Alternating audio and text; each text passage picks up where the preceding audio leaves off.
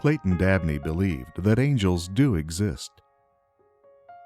Something told me, instead of looking around like he might have run off since he was only 3 years old, something told me to turn directly back behind me, and there was a hole in the wood, and he had slipped under the dock, and all I saw were his eyes and his little hand sticking up, and so I reached down real quick and grabbed him up and pulled him out. And when I asked him, you know, I said, "Are you okay?" And "Oh my gosh, I'm so sorry, what happened?" He said, "Well, I saw a yellow light and Jesus and God told me to stick my hand up so you could find me."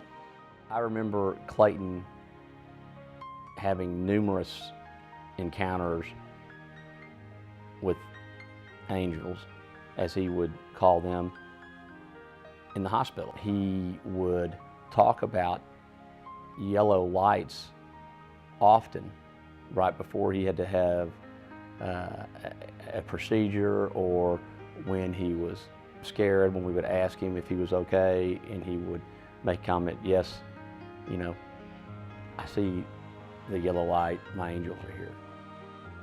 Clayton joined his angels at the age of 6, the victim of acute rhabdomyosarcoma, a rare form of cancer. But for a 6-year-old, he left a profound legacy, for we too believe that angels do exist, beings of light and life, who work indirectly, never in full view, always searching for ways to serve. And in our work, in the mission of the Clayton Dabney Foundation, we strive to emulate them. Clayton Dabney Foundation helps families that are financially needy, and these families were struggling long before they were ever given the news that their child has cancer. The Clayton Dabney Foundation provides support in many different ways, but the basic part of the whole mission statement is to create this platform so that parents have the opportunity to create special memories for and with their children, so that many years later, after their child has passed away, it will be something they can cling to and remember, something joyful rather than all the difficulties and the terrible things they had to go through up till the end. Approximately 12 to 12,500 children have cancer or diagnosed with cancer every year. Of that number, a fair average is 35% of all children who suffer from cancer ultimately die of their disease. Oh, the stress of having a child die from cancer is enormous. Not only are there the emotional strains on the family, there are definitely financial strains on the family, since they often need to miss work and are at the hospital so often they can't actually function in day-to-day life with work and family activities. And it's an enormous strain on the families. When we can't cure the child, we feel totally helpless. And knowing that Clayton Dabney is there to help us support these families makes it a little easier, knowing that there's another organization that cares, that will watch after these families and will take care of these families like we've been doing. Families recognize that it is an organization that was started by someone who's been through what they've been through and understand their needs and their fears and their sadness.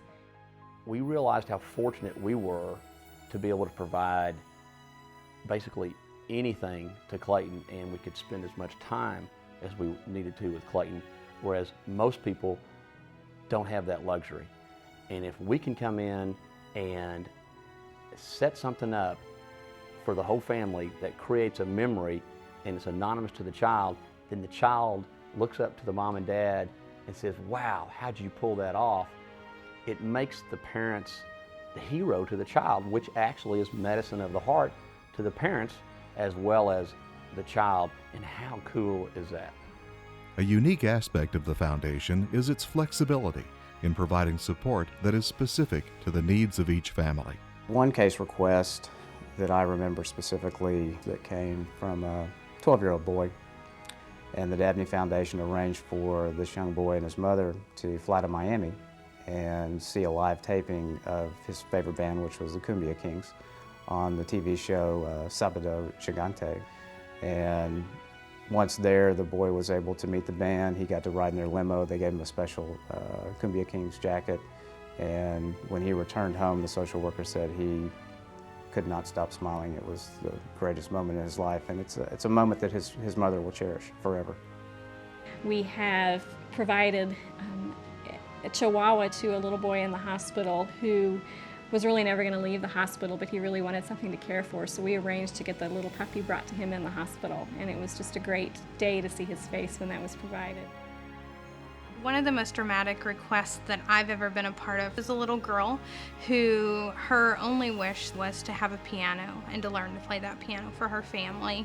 And so Clayton Dabney purchased a piano, had it delivered to the family's home, and also hired a piano teacher to come in and teach her some lessons. And her mom talks still to this day about memories of the little girl sitting at the piano just playing for other family members and friends. We're not giving anything to the child, we're giving it to the parents to give to the child. That's truly unique. They're an extension of when our oncology team, by professional boundaries, has to let a family go. It's come to a point that there's nothing that we can do.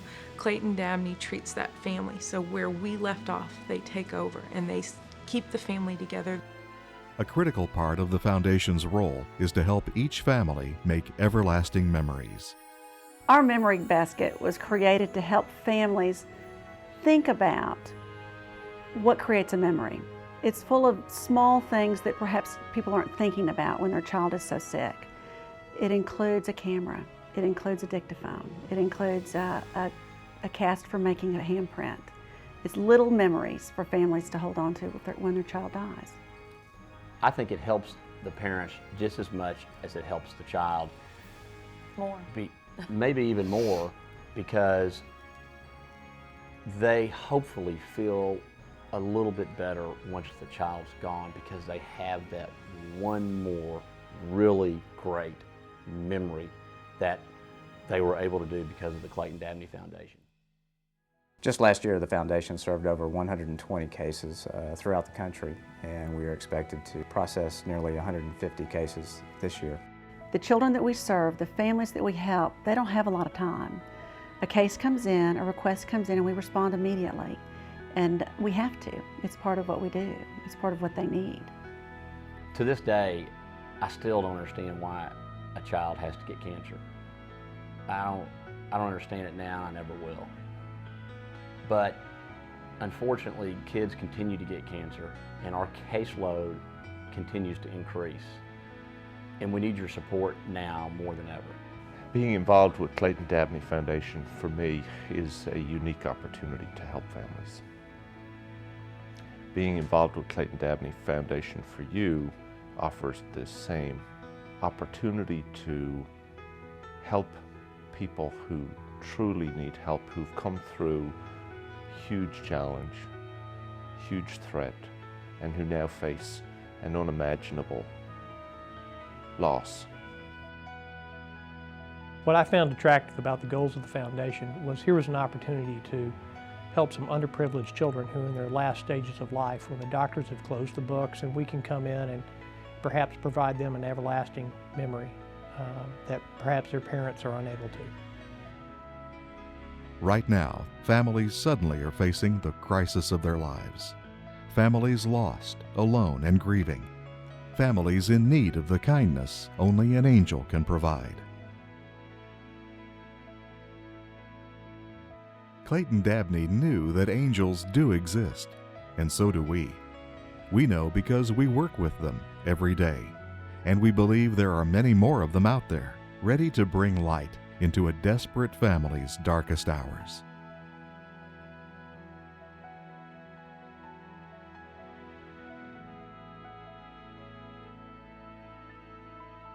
I don't think any of us had any idea that this foundation would help us with the healing process as our family goes through the years. It helps us to keep Clayton's memory alive, and it has taught our children, our remaining children, Michael, Christina, and Kate, the value of giving to those less fortunate than us. And I can tell you that Clayton is looking down on all of us and is proud of what we're doing.